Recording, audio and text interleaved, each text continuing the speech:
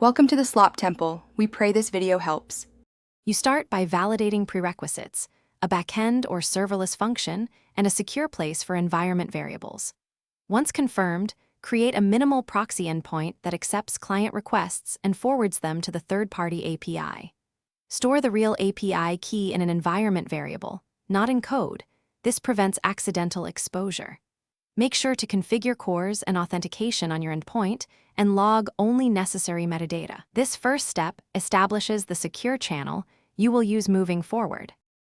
Now implement the proxy logic on the server.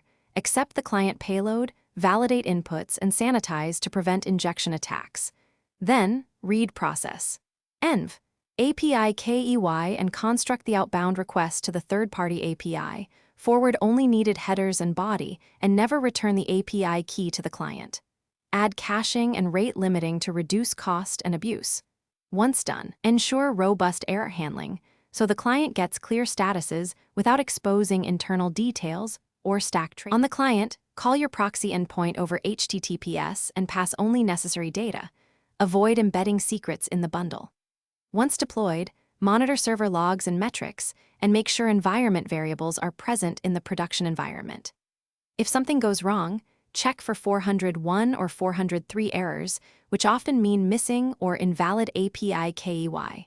Also verify CORS failures, proxy routing rules, and that your server is reachable.